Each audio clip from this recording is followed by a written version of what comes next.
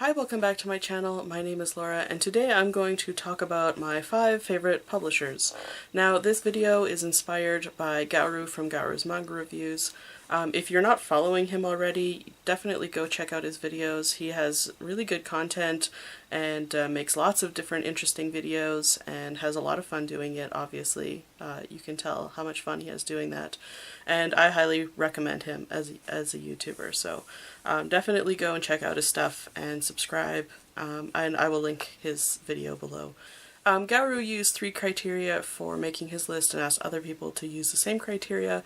I'm going to do a modification on that, but his criteria were the titles. Think about the titles that publisher has, which makes perfect sense because, you know, if they're only publishing titles you hate, why would you like them? The second is quality of release, which I think is probably the most important thing for a publisher, is their quality. And then the third one is their consistency of release, and that goes into like spine consistency and stuff. And for me, that is a non-issue. I do not care about spines. Or, you know, I don't care that it goes shiny to matte or whatever.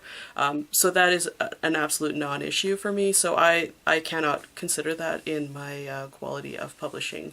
So for me, I'm going to really just focus on the top 2 categories, what's in their catalog and what's the quality of their publishing. But before I get into my top 5, I wanted to just show you what you have to choose from. There's a lot of publishing in manga, and I think a lot of people don't realize how much publishing there actually is. And I just did a quick scan. This is not an extensive, exhaustive list, but this is just a quick scan of my room, pulling out all the different publishers and some different imprints, which are the same publisher but different imprints, and just show you what variety there is. I'm not going to talk about these publishers at all, but I'm going to show you what they are, because I think that a lot of people don't realize just how much there is.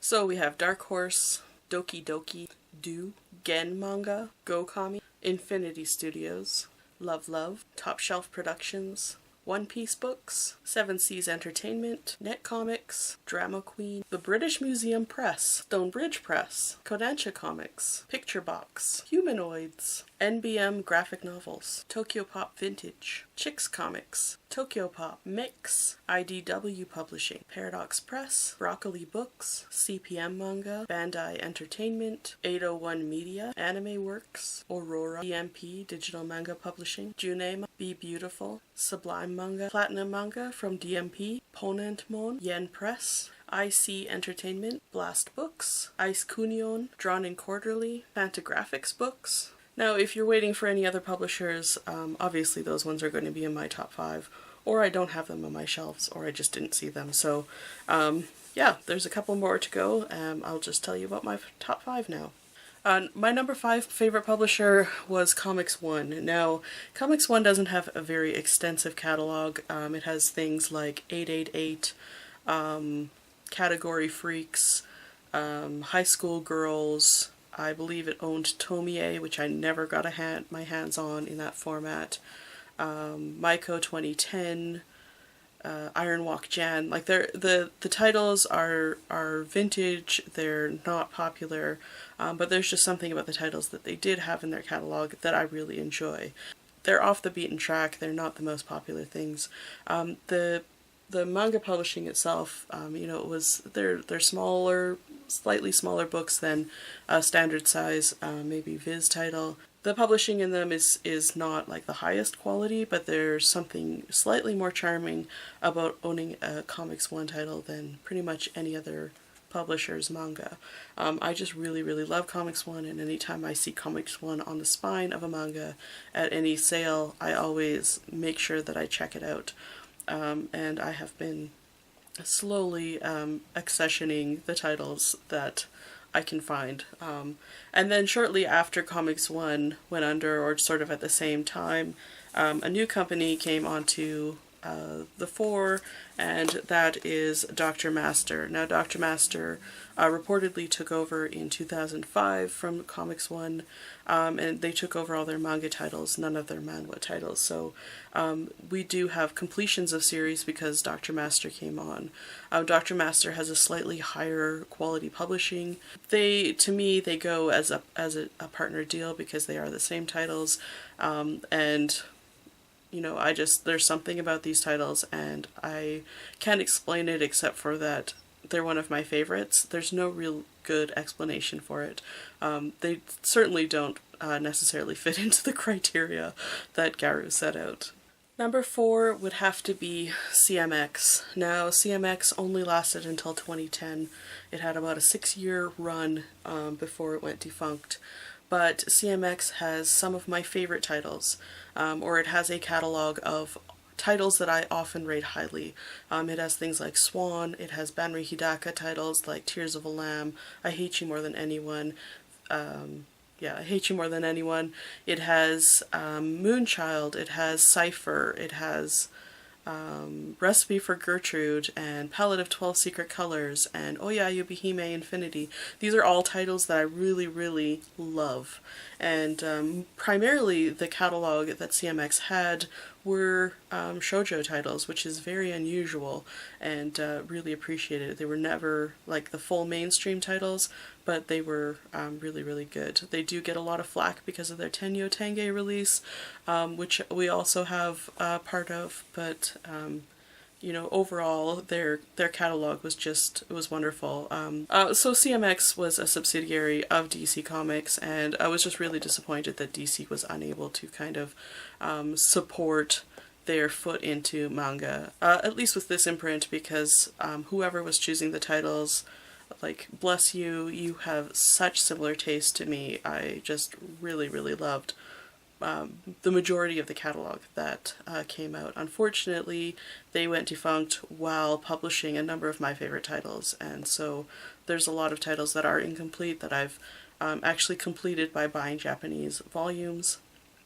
But, you know, it's not the same, and I really wish that someone would either rescue these titles or that CMX would have a surge, that DC would see, yeah, there is a future in manga, and bring it back. So, yeah, that is my number 4. So my next favorite publisher number 3, is Vertical. And Vertical has been around since 2001, so it's been around for a while. It kind of lasted through that real tumultuous time. It seems to have really made a surge lately in its production, and Vertical has always seemed to, at least in my eyes, kind of taken the idea that there's a collectability to manga that I think a lot of other publishers didn't really kind of take. They do releases where there are kind of short, fast releases that you can get a hardcover edition, and then they'll do a softcover edition,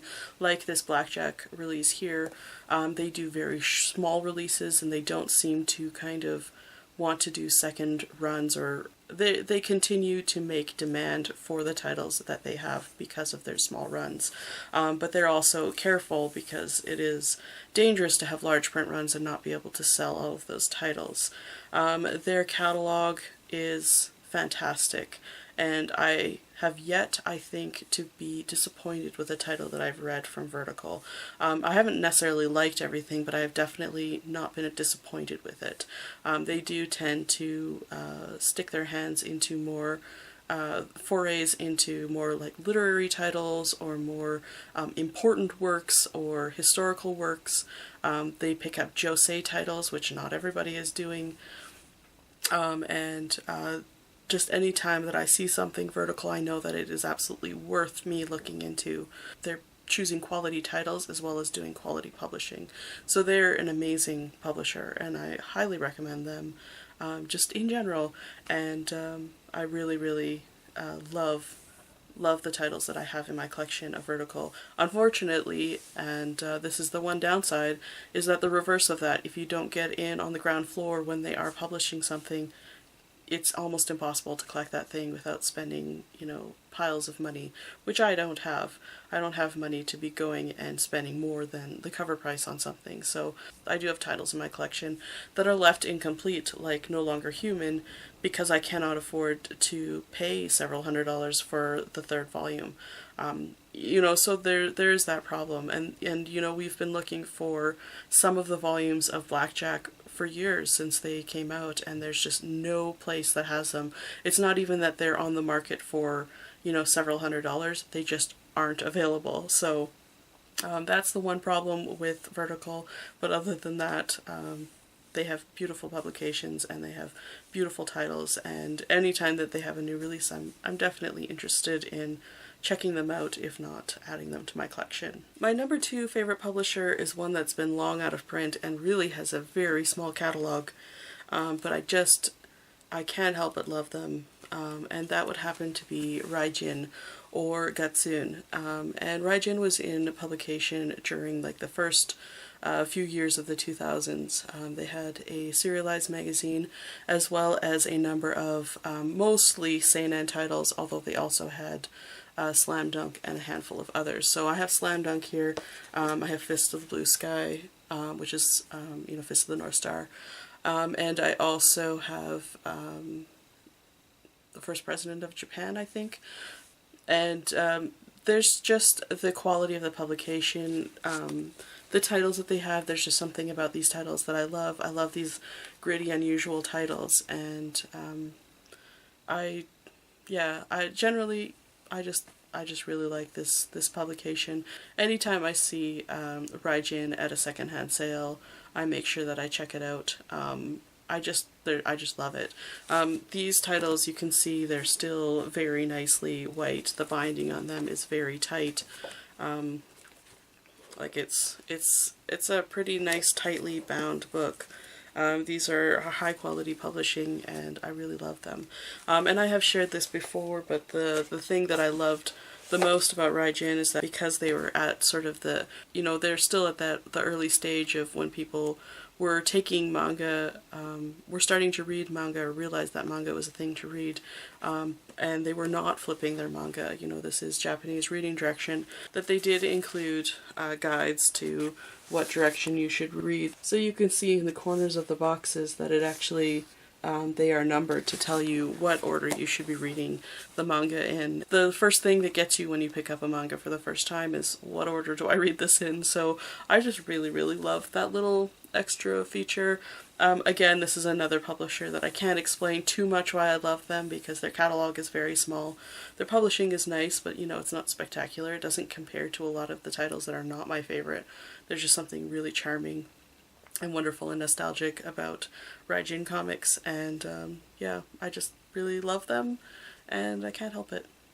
And my number 1, which maybe I don't have as strong love feelings for, I can't really put them anywhere else because it's thanks to this company that we have manga here.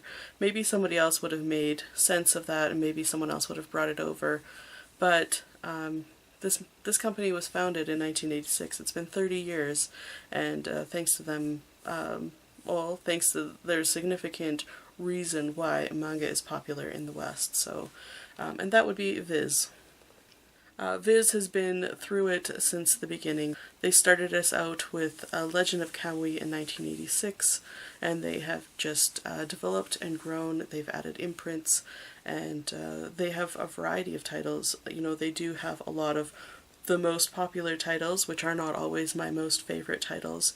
I still appreciate them. Maybe I'm not super interested in their most mainstream imprints, but they have other types of imprints that they focus on, and I always really appreciate those titles.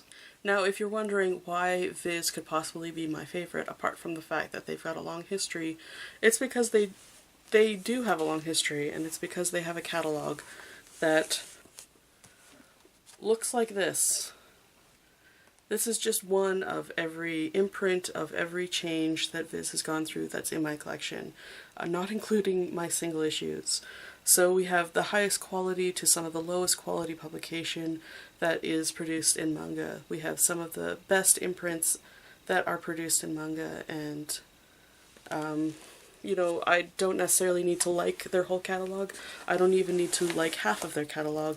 Their catalog is massive, and some of it is more my favorite than others, but Viz there's no other place for Viz than at the top because they were here first. So those are my 5 favorite publishers. Thanks Garu for starting this video. If anyone else is interested in sharing what their favorite publishers are, please do so, and certainly let me know if you do the video and I will check it out.